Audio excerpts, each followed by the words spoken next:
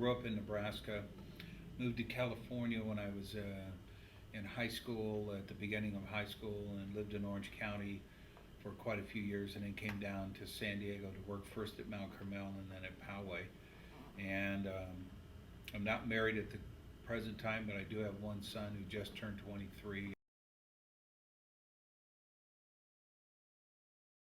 Well, what I wanted to be when I was growing up was to be a play-by-play announcer for sports, and things just didn't work out that way. I had to move out when I was 18 and work and put myself through school, and I just never really met the right people. I had the opportunities.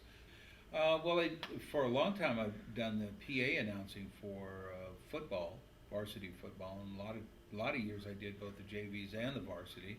In the PE department, I'm called the voice of the Titans, and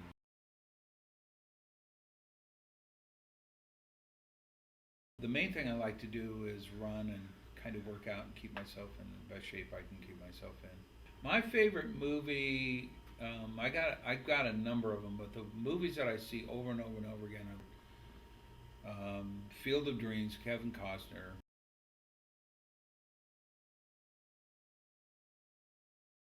Best place that I ever traveled to actually coincides with a really quick, interesting story. I've always wanted to go to the Field of Dreams that's located in the northeast corner of Iowa called Dyersville, Iowa.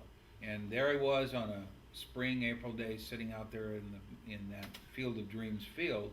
You know, nothing magical really happened there, but it was just neat to be there. But then the interesting part was on the way back. So I'm driving back. My real father had taken off when I was like one.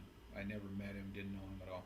So I asked her when I was 18 where she thought he might be, and she said, "Well, I don't know, but the last I heard he was living in a place called Monroe, Iowa." I see a roadside sign that says Monroe, and I'm thinking, "Oh no, could that be where my real dad is?" So I knew his name was Lawson Bailey, and I said, "Does anybody know him?" Nobody remembered him. So it was sort of paralleling the Field of Dreams where they're looking for this Judge Graham. So if somebody said, "Well, you might try the graveyard outside of town. Maybe he died quite a few years ago." So I drive to this graveyard. I'm walking around through the winds whipping, and I don't see anything. I don't see any names at all. So I'm thinking it's a lost cause. And now I'm headed out of town. But along the right-hand side is this fence, which is the fence of the cemetery. And as I'm driving along, out of the corner of my eye, I see my dad's name on a headstone. And I climb the fence, and there I am standing there looking at my dad's grave that I never knew. And all these years I wondered where he was at, what he was doing, and now I'm in the middle of America standing there looking at his grave. And it kind of brought a lot of closure, all these questions about where he was. And so I went to the Field of Dreams because I really wanted to have something interesting or special happen in my life. And the interest was on the way back.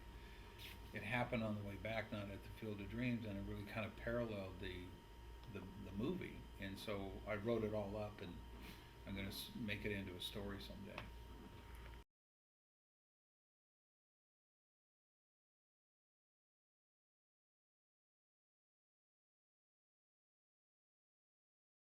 Give this kid an A.